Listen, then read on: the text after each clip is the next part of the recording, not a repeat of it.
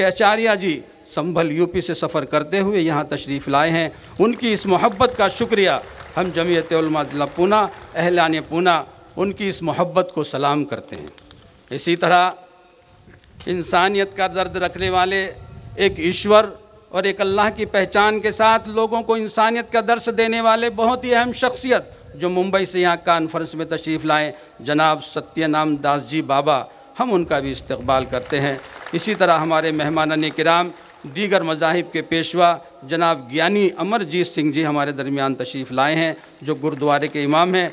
Pastor doctor CP भुजबल साहब Christ church रास्तापेट से इस कॉन्फ्रेंस में तशरीफ़ रखते हैं, हम उनकी भी मोहब्बतों को सलाम करते हैं। इसी तरह मेहमान एज़ाज़ी हमारे हाफिज़ मौलाना मसूद अहमद साहब नायब सदर जमीयत उलमा महाराष्ट्र, मौलाना इश्तियाक अहमद साहब कासमी नायब सदर जमीयत उलमा महाराष्ट्र, डॉक्टर अब्दुल मन्नान साहब मिरज और जनाब मौलाना हाफिज़ ज़ाकिर सिद्दीकी साहब नायब सदर जमीयत उलमा बीड़, मुफ्ती मोहम्मद यूसुफ कासमी खाजिन जमीयत उलमा महाराष्ट्र मुंबई, मौलाना मोहम्मद आरिफ उमरी सेक्रेटरी शोबा नशर व इशाअत मुंबई, हम अराकीन जमीयत उलमा इन अहलियान पूना, इन सब हजरात का बहुत बहुत शुक्रिया अदा करते हैं। असल में वक्त नहीं है, जो हमारे यहाँ की टीम है और ये लोग यहाँ पर खड़े हुए हैं, इनको हमने बैठने के लिए भी जगह नहीं दी है, हम इनसे माजरत ख्वाह हैं। इन्होंने बहुत ही मेहनत के साथ काम किया है और इस कॉन्फ्रेंस को सजाने में, और ये जो कुछ आप देख रहे हैं, ये जो हमारे हजरात बैठे हुए हैं,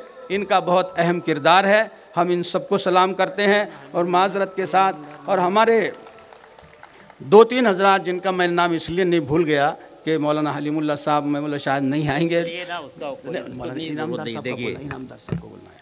जनाब PA इनामदार साहब और मनव्वर पीर भाई साहब यहाँ पर तशरीफ़ रखते हैं। उन्होंने यहाँ का ग्राउंड देने में, यहाँ पे जो भी कुछ हमें को ज़रूरत पड़ी, उन्होंने दिल खोल कर हमें कहा कि जिस चीज़ की भी ज़रूरत होगी हम आपको उसके लिए तैयार हैं। उन्होंने पूरा हमारा साथ दिया, हम उनके बहुत मशकूर हैं। और हम इसी पर मैं अपनी बात ख़त्म करता हूँ। अस्सलामु अलैकुम वरहमतुल्लाह। बुज़ुर्गों और दोस्तों, वक्त बहुत तेज़ी के साथ गुज़र रहा है, इसलिए हम अपने प्रोग्राम को मुख्तसर कर रहे हैं।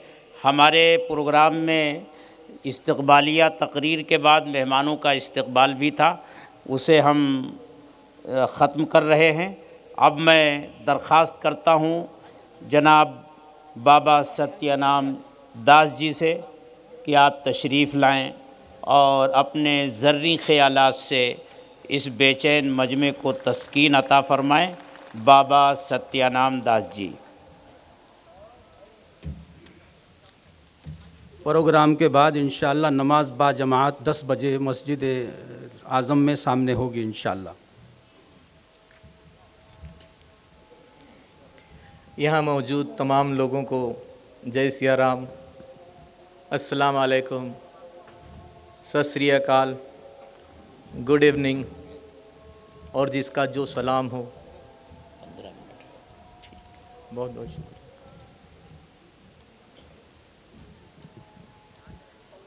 गुरबाणी कहती है, एक पिता एक कस के हम बारक, तू मेरा गुरु भाई। मानस की जात सब है, एक है पहचान वो। गुरबाणी में ऐसी कई मिसालें हैं, कई श्लोक दर्ज हैं जो हमें एकता और इंसानियत, प्रेम और शांति का पाठ पढ़ाते हैं। और हमारे गुरु घर, जो हमारे गुरुद्वारे हैं, इनसे बड़ी एकता की मिसाल क्या होगी, जहाँ पर किसी भी जात पात का, किसी भी ऊंच नीच का, किसी भी छोटे बड़े का, अमीर गरीब का कोई भेद नहीं है। सभी एक साथ मिलकर एक ही पंगत में बैठकर गुरु का लंगर छकते हैं।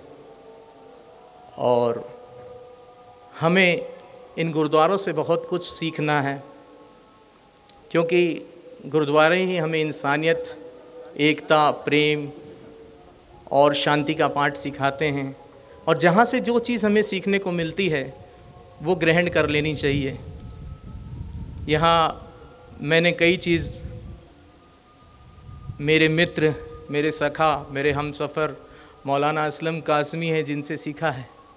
हालांकि वो उम्र में मुझसे काफ़ी छोटे हैं, लेकिन कुछ ऐसी चीज़ें उनके अंदर भी है जो अगर मुझे अच्छी लगती है तो मुझे सीखने में कोई हर्ज नहीं है। गुरबाणी कहती है, गुरबाणी कहती है कि वो कौम किसी से न हारे जिस कौम में भाई भाई को न मारे। तो ऐसी कौन सी कौम है जिसमें भाई भाई का दुश्मन ना हो? है ऐसी एक कौम इंसानियत की। अगर सभी लोगों में इंसानियत और प्रेम जाग जाए तो ये सारे लफड़े झगड़े सब खत्म ही हो जाएंगे। हमें अपने स्वभाव को बदलना है। एक छोटे से मैं दृष्टांत बताऊंगा कि एक साधु महात्मा अपने चेलों के साथ तालाब में स्नान करने गए तो उन्होंने देखा कि झाड़ियों में एक बिच्छू फंसा हुआ है। तो साधु महात्मा ने उस बिच्छू को निकालने की कोशिश की तो बिच्छू ने उसे डंक मारा, उन्हें डंक मारा। उन्होंने अपना हाथ झटका, फिर उसे बचाने की कोशिश की, फिर बिच्छू ने डंक मारा। फिर तीसरी बार उन्होंने उसे बचाने की कोशिश की, फिर उसने डंक मारा। चौथी बार उन्होंने बिच्छू को उस झाड़ियों से निकाल दिया। तो उनके शिष्यों ने कहा कि महाराज, गुरु जी, आप तो जानते थे कि ये बिच्छू है, ये डंक मारेगा ही, तो आप बार बार ये क्या कर रहे थे? उसे बचाने की कोशिश क्यों कर रहे थे?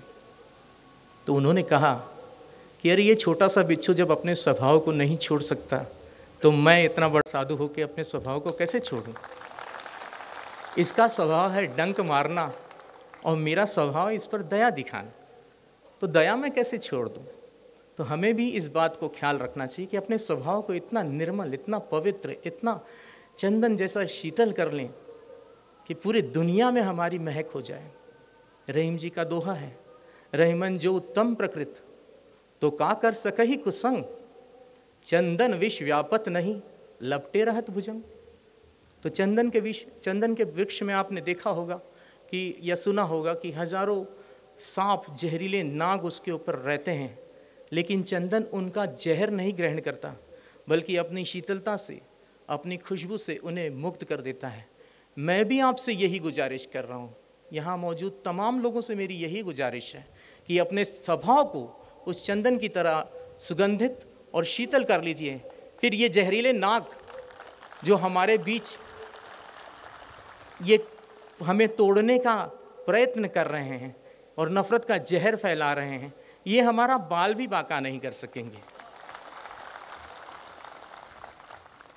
ऐसे ही एक और दोहा आपको सुनाना चाहूँगा। बाणी ऐसी बोलिए मन का आपा खोए, औरन को शीतल करे आपहु शीतल होए।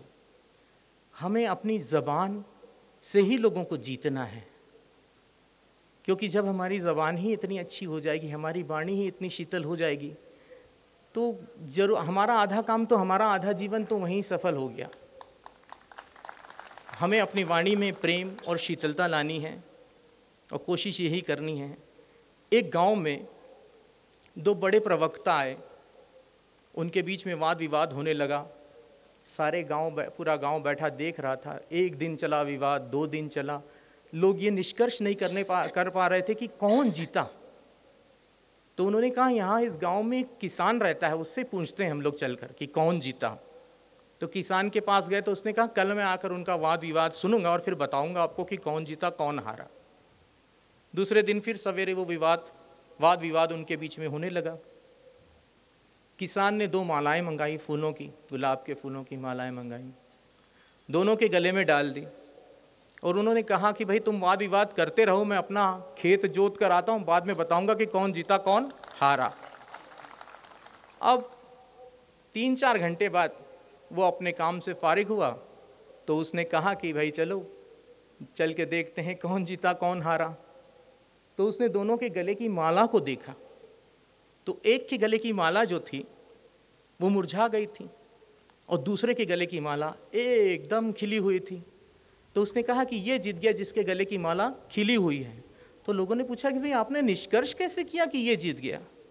उन्होंने कहा देखो इस आदमी की वाणी में गर्मी थी, इसलिए इसकी मुंह की गर्मी से, इसकी सांसों की गर्मी से ये फूल मुरझा गए।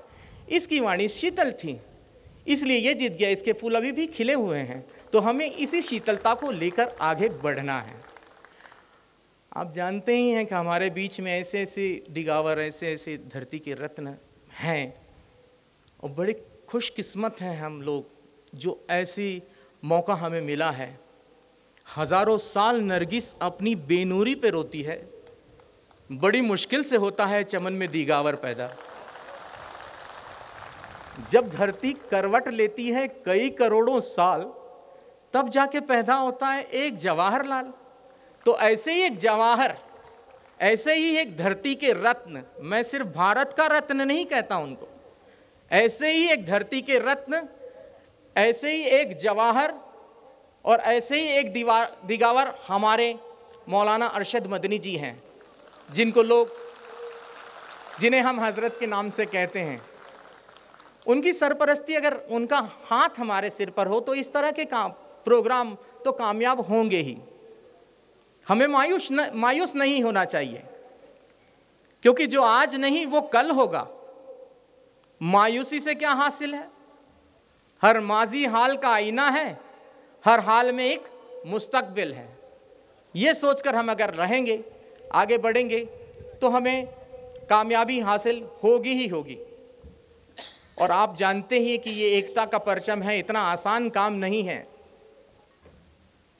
इसको अगर आसमान की बुलंदी तक पहुंचाना है तो इसकी जड़ों को पाताल तक ले जाना होगा।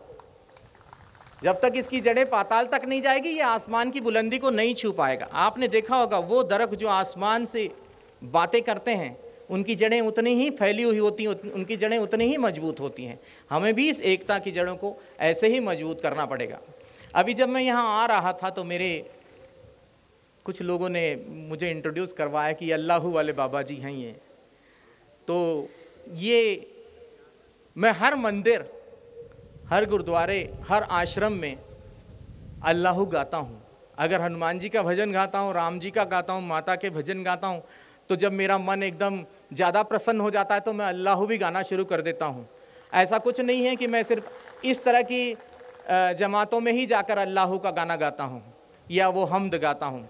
तो मैं आपको, थोड़ा सा समय है मेरे पास, तो वो हमद, क्योंकि यहाँ लोगों ने कहा था कि अल्लाहू वाले बाबा जी हैं, तो मैंने कहा चलिए मैं अपने राम को, मेरे ईश्वर को, मेरे गॉड को, मेरे वाहे गुरु को उसके एक प्यारे नाम अल्लाह से बुलाता हूँ। और आप लोगों से गुजारिश है कि साथ दीजिएगा मेरा थोड़ा सा इसमें। जब मैं अल्लाह करूँ तो आप लोग भी अल्लाह करिएगा। क्या हो सकता है भगवान प्रसन्न हो जाए और हमारा ये जलसा कामयाब हो जाए। मालिकुल मुल्क, मालिकुल मुल्क, ला शरीक लाहू, वहदाहू